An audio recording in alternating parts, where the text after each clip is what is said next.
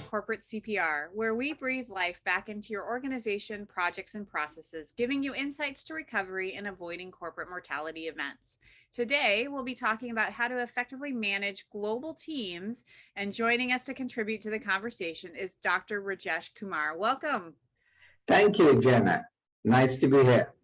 I'm so glad to have you. Would you like to share a little bit about your background with the audience? Right. So I have a multicultural background. So originally from India, I've lived in the United States, England, France, Finland, Denmark, Netherlands, and New Zealand. And so I've had quite a journey in terms of cross-cultural experiences. And it is this journey that actually led me to my passion in this particular area and topic. I got my Ph.D. in international business from the Stern School of Business, New York University, and I've been teaching. I've lived in Europe for about 15 years, in the US for 20 plus, and so I've had a varied experience, and I've been an author, a writer, researcher, consultant, and now I'm putting on my consultant hat, but of course based on my other experiences. And I think that as the world has globalized and deepened, the issue of culture and managing across cultural boundaries is even more relevant now than it may have been. Well, I guess it was always relevant, but at least its relevance is more directly visible to everyone.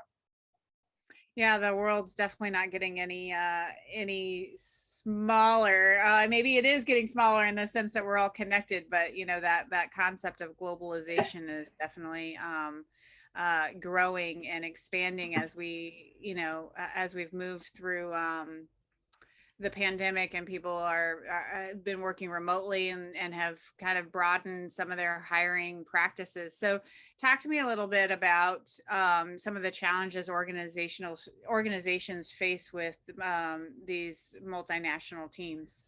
So I think there are a number of challenges. One is that we have people, socialized in different cultures, and they have different ways of thinking, communicating, and making decisions.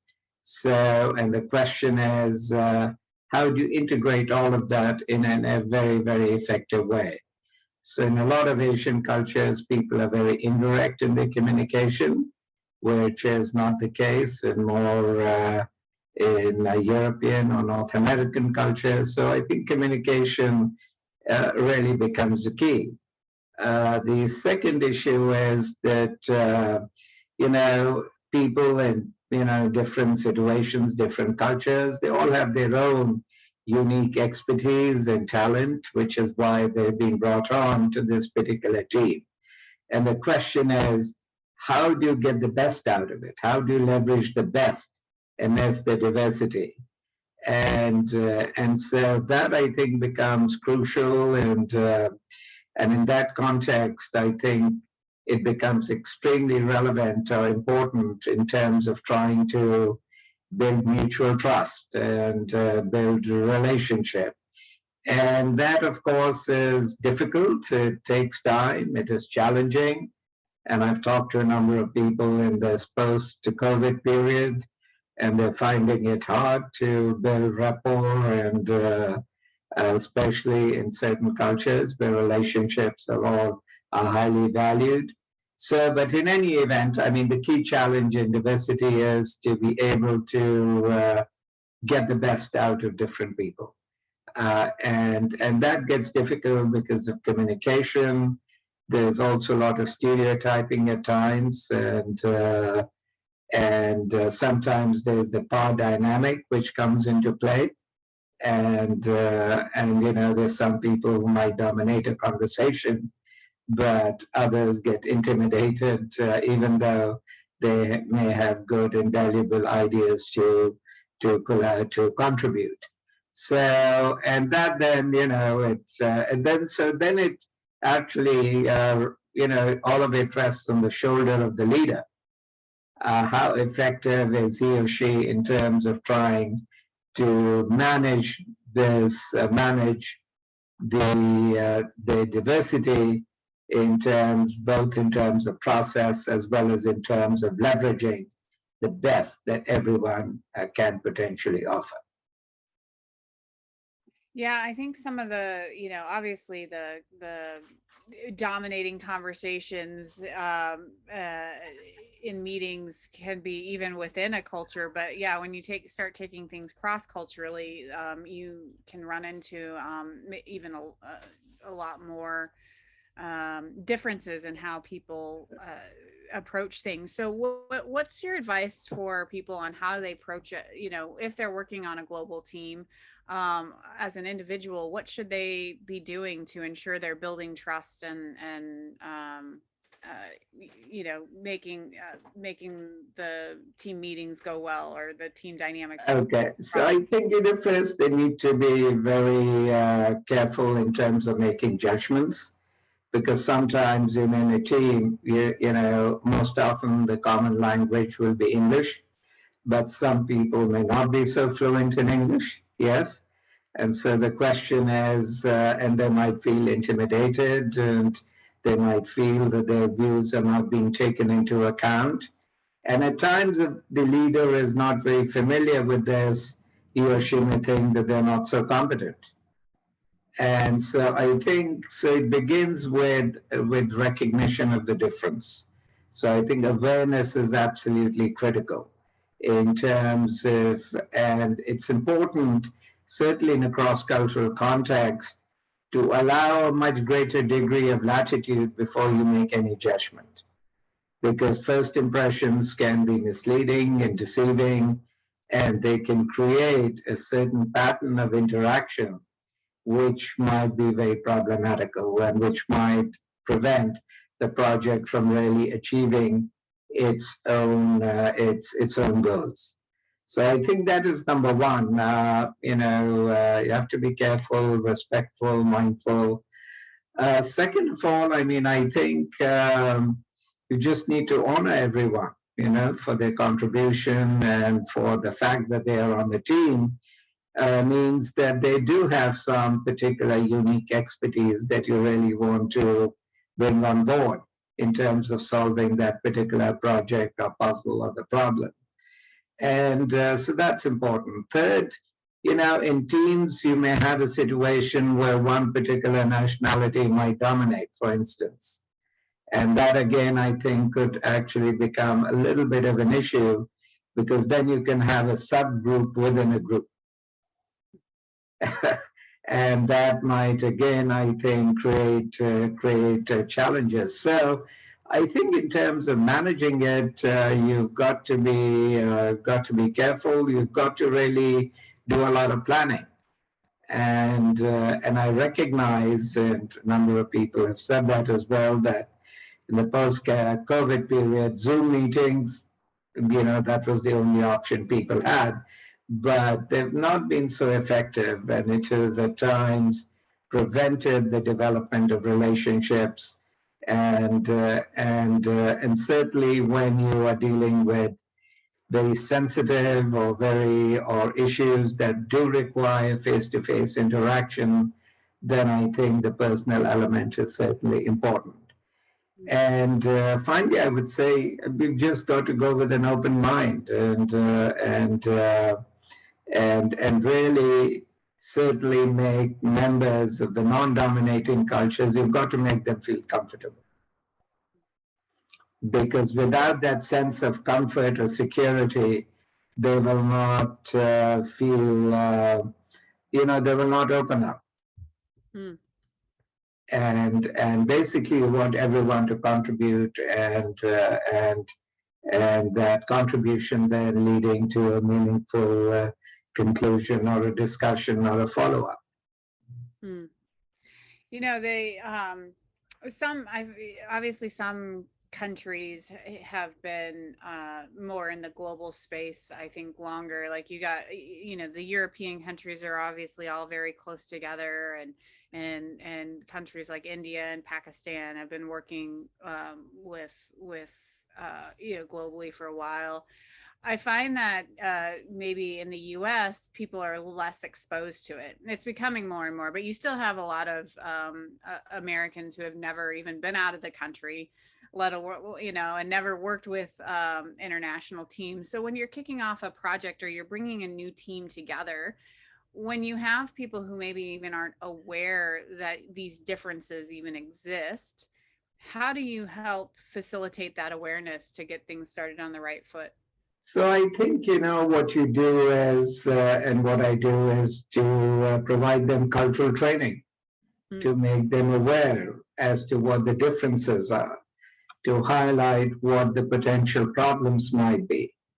And even before you begin, to try to iron out as much as possible in advance, how are you going to work around this?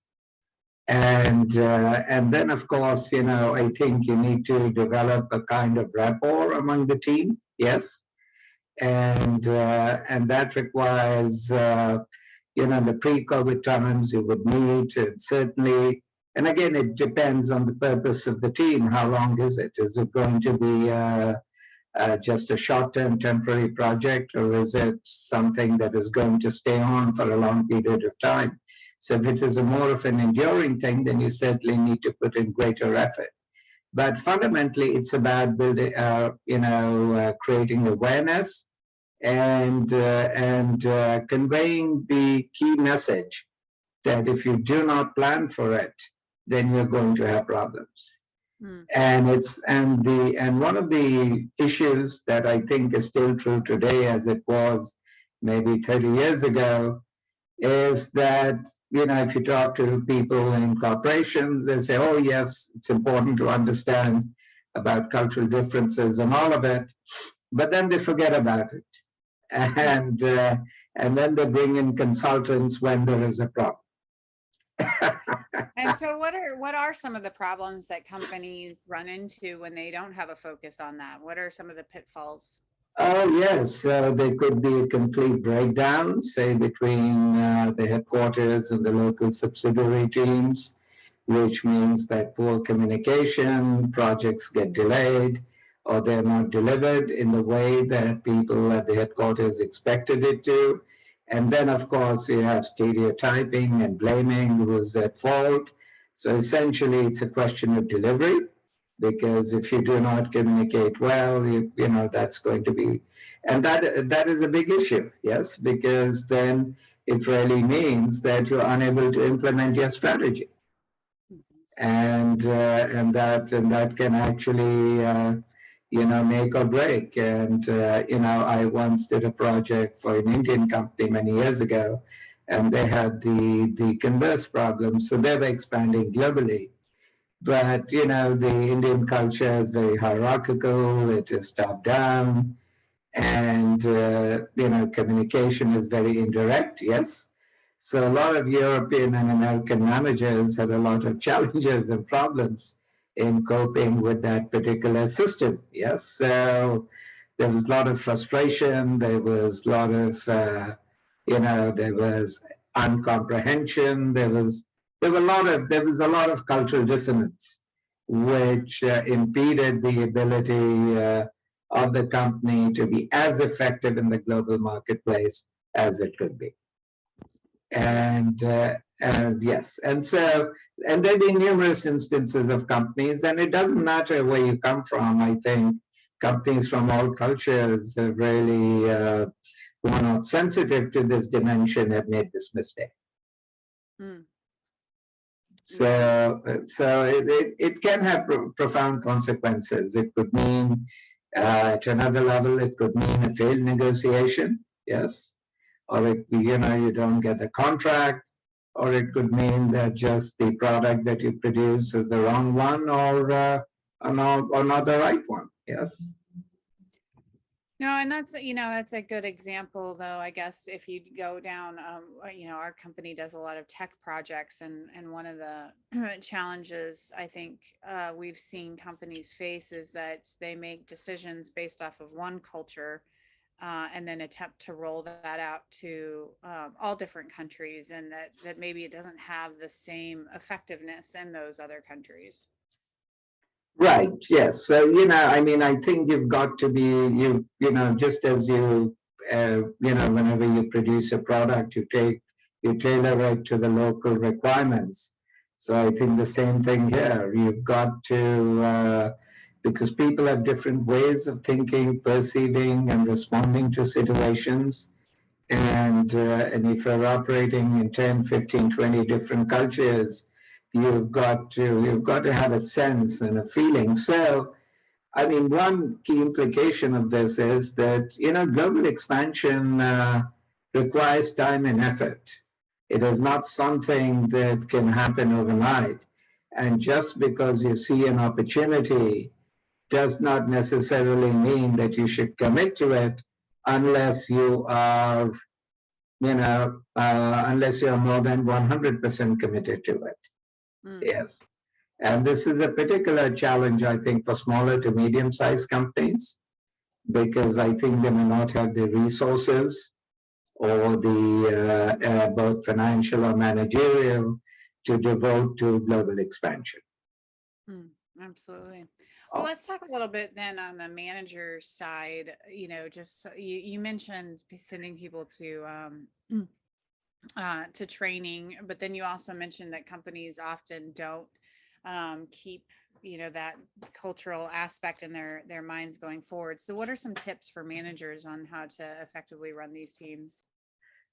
So I think the first thing is that that they need to engage with the team, which is that they need to be that they and engagement is not cognitive. I mean, I think there has to be some degree of emotional attunement, which is to say that there has to be a sense where you actually enjoy the interaction. I'm not saying it's got to be friendly, a kind of a personalized relationship, but some aspect of that has to come in, because the other party is looking at you, and because traditionally we are all slotted into our own groups, and what is required here is to break the in-group out-group barrier.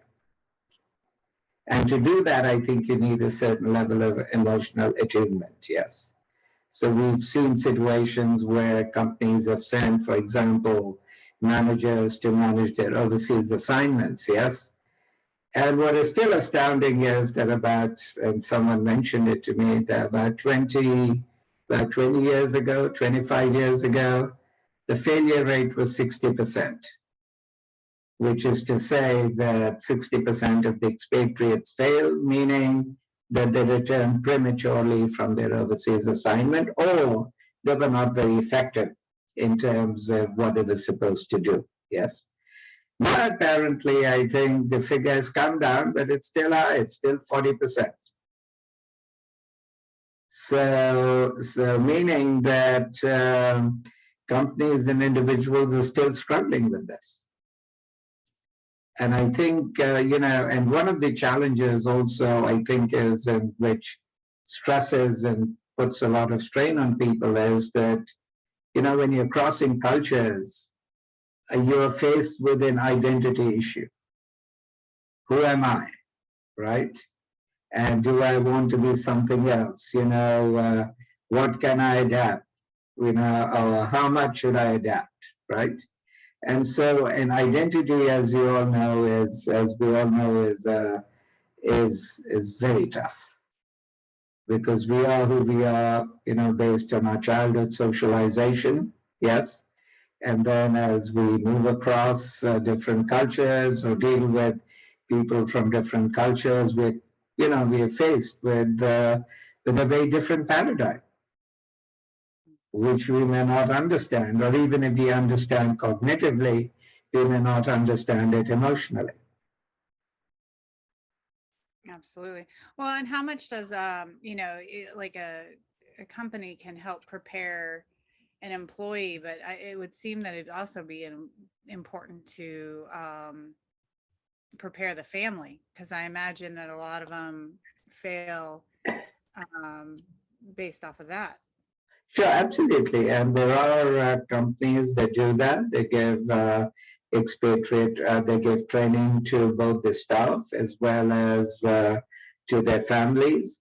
And also, I think it's important to select well, because not everyone is going to succeed in this assignment.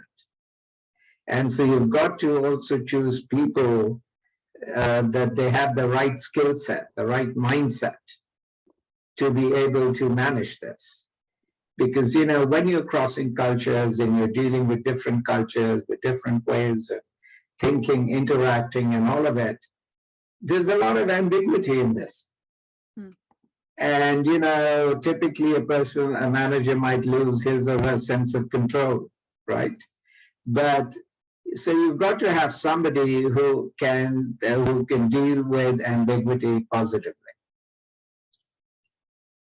Absolutely. Right, that becomes absolutely critical. And so just as we select people on, you know, for various assignments on technical skills, yes.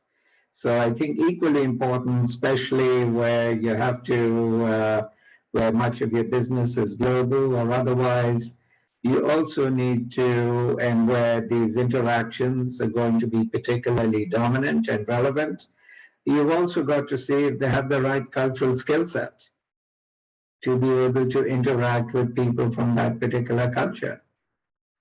And do you see trends around, you know, what type of people work best on international teams? Right. So, I mean, I think you need people who are, you know, I said, have a certain degree of, are emotionally attuned, who have a strong, who like people, who like to build relationships, who have a strong relational orientation. Yes. And you probably also need people with empathy, with compassion, with patience, you know, and I think the list can go on and on. But fundamentally, I think individuals who are, who you know, who have a positive attitude and have the skills to translate that positive attitude when they actually meet somebody from a very, very different cultural background. And how do you find when you have teams, though, who are made up of multiple different cultures, you know, not just one other, but, you know, three, right. four? Sure. What are the challenges then? I'd imagine the challenges there then is that you have to create a new culture, you know, and you have to create a culture that is superordinate, that in some sense does not make one particular culture dominant. And so to be able to do that, then you've got to actually build trust. You've got to show respect. You should not favor any one particular group in that sense. Because if you do, then I think you might have problems in terms of trust and all of this. Now, that requires time and effort, yes, and it gets even more challenging when some members of the team are not fluent in the language, in English or otherwise. So, you know, it is something that you have to work with, and it's going to take a little bit of time before the team achieves its effectiveness. It won't happen overnight, and you should plan for that. And so are you suggesting that like this creating of this team culture is, well, it sounds like it's intentional, but do you bring the team together and make team norms or team rules that basically say this is how we're going to operate? Well, you know, I mean, I think you do it in a much more subtle way, because actually even building, you know, that this is how we are going to function, that itself is perhaps reflective of a certain cultural mindset, yes. So even if that is implicitly the ultimate goal, I think you probably do it in a more subtle way, because you don't want to see dominating, that you are indeed even dictating what the culture might be. And so this is why I said relationships become very important. And because if you do have the right relationships with the relevant people, then I think it becomes important. And finally, as I said, it's also the context of the team. I mean, is it a senior level team? Is it a mid-level team? What kind of team is it? because I think that will also come into play in terms of how you organize and structure the thing. So I could see though, like, so how do you manage then uh, because certain cultures are dominant in personality in Sure. general, and so how do you, like my suggestion of, that came from Agile, of doing these team norms ahead of time. So if that's very, let's say, indicative of US norms, obviously a leader going in may not even think about that. So like, Yes. what do you do to help manage that one culture doesn't, unintentionally become? So, I mean, I think, one thing is to get input from different people and to, try to build it bottom up. And instead of being top down. And now sometimes that may not be possible. So if there's an urgent project that you need to do, and there's a time deadline, there's a short, and it's just one particular project, then perhaps you may not have that luxury. Yes. So I think the team context also becomes important. But where you have the opportunity and where you think that the team will be there for a long period of time, then I think it's important to actually build it from bottom up. And so, there's a lot of discussion about equity, inclusion, and diversity. And I think some of that also might find its play here in terms of how you build and lead teams.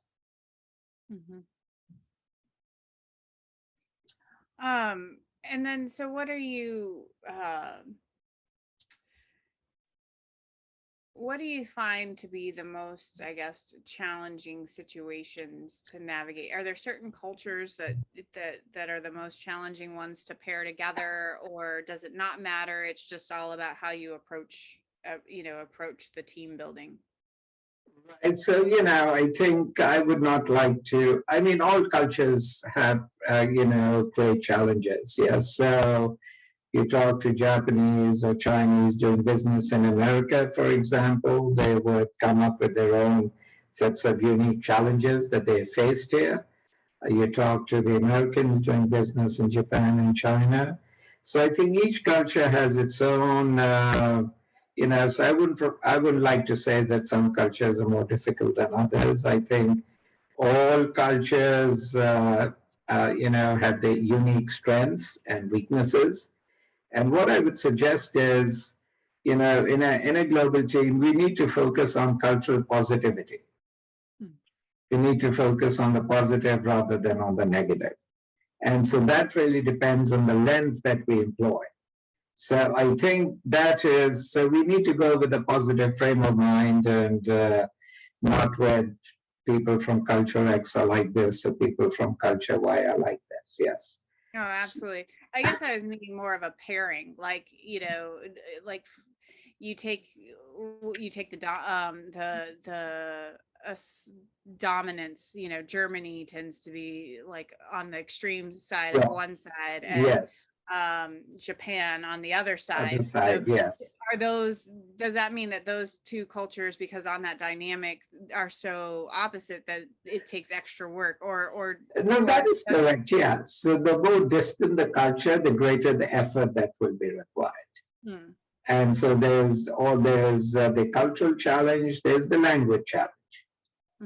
And then also I think there is the historical element. So, for example, what has been the relationship between these countries over the last decade or so? So, for example, in India, a lot of interactions with foreign companies have been colored by the fact that India was ruled by the British for 200 years.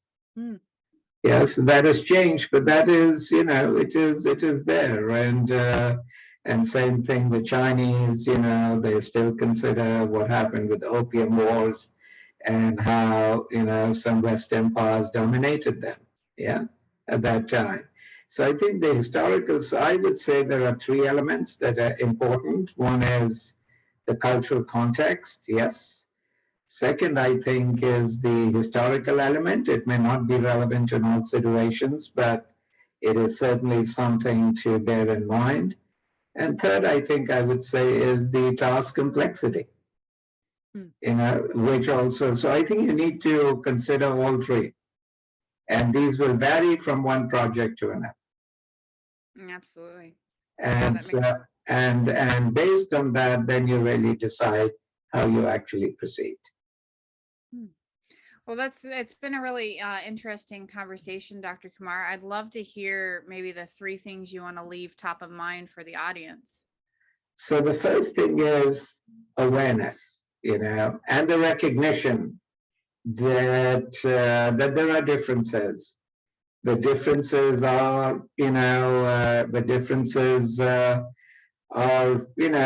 can also have a positive aspect to it. And so I think, and sometimes we think the differences are wrong, but I would want to counteract that assumption. So I think awareness, the recognition that difference can indeed be a source of positive strength. Second, I would say is we can always look at the negative, but in any culture, focus on the positive. So you've got to have a positive frame of mind. You've got to see what works, not what does not work. And of course, our mind is trained to look at the negative, but I would suggest that we actually focus more on the positive and less on the negative. Third, I think certainly from a Western standpoint, there's a lot of focus on control and being in charge of the situation at every point in time. And I would say that when we're operating in some of these other environments, sometimes you gain control by giving up control. So by that I mean is that,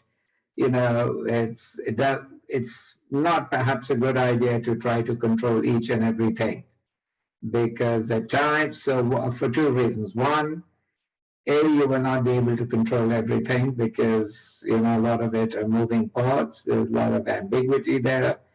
And second, actually, too much control can also destroy trust. So I would say these are the three things. Those are great tips. Thank you so much for your time. How can folks connect with you or learn more about the work you do? They can contact me through my website, www.globalstrategicadvisory.com, or through LinkedIn. All right. Well, thank you so much for your time today. Thank you. Thank you for inviting me, Janet. And to our audience, until next time, keep your organization. Hey! So tomorrow.